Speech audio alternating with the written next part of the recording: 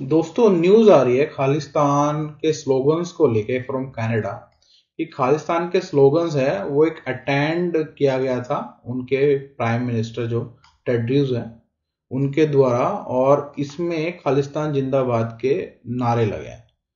अब ऐसा तो है नहीं कि जस्टिन टेड्रोस जानते नहीं है कि खालिस्तान क्या है, तो ऑफ कोर्स ये इंटेंशनल था। तो इसके लेके जो दिल्ली में कैनेडियन डिप्टी हाई कमिश्नर है उनको सम्मन कर दिया गया है और उनसे सवाल पूछा गया है इसको लेके। तो कनाडा को लेके लाइन से बहुत सारी न्यूज आ रही हैं पिछले एक दो वीक से, तो उन सबको हम कवर करेंगे। पर उससे पहले मैं अभिषेक वशिष्ठ आपका स्वागत करता हूं वशिष्ठा जियो स्टोरीज में।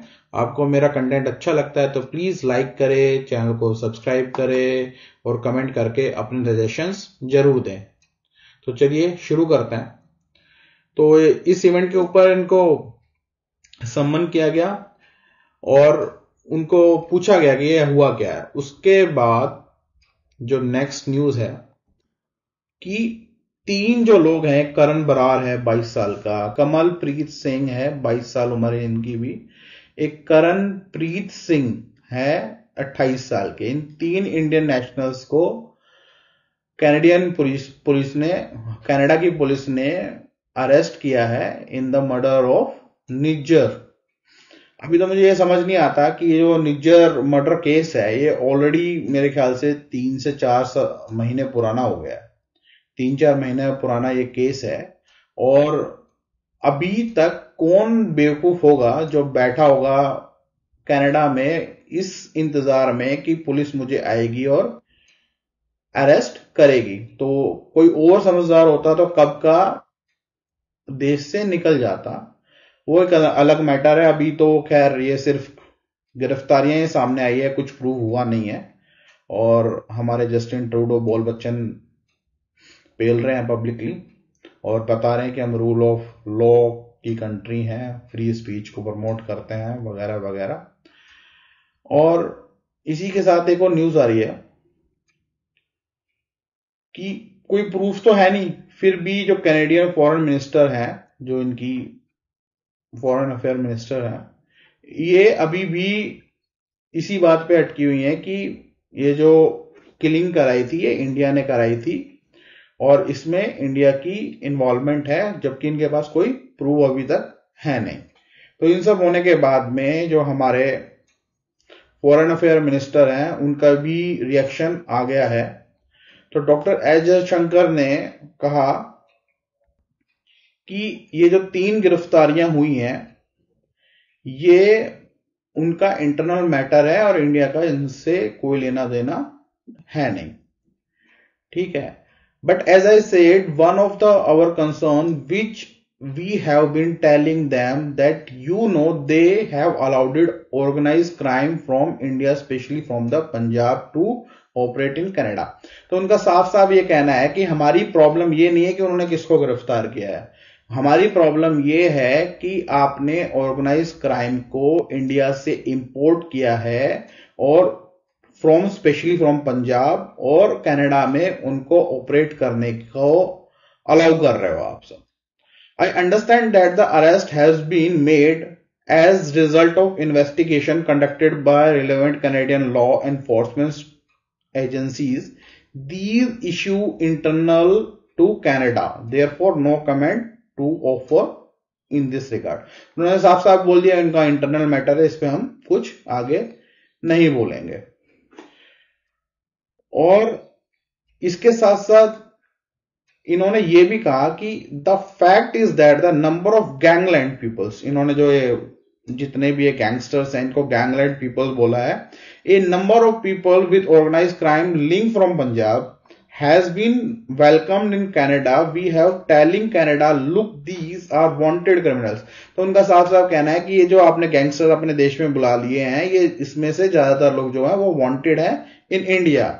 You have given them visa, और आपने इन सबको क्या कर दे दिया, वीजा दे दिया और सिटीजनशिप दे दी है। If you decide to import for political purpose people with the dubious actually very negative backgrounds, there will be issue. कि आप अपने पॉलिटिकल पर्पसेस की वजह से बुरे लोगों को या फिर गैंगस्टर्स को अपने देश में बुलाते हुए हैं, तो यहाँ पे इशू क्रिएट होंगे। These have been some cases created problems in their own country, और उनकी खुद की कंट्रीज के अंदर भी प्रॉब्लम्स होनी स्टार्ट हो जाएगी as a result of their own policy, उनकी खुद की पॉलिसीज की वजह से।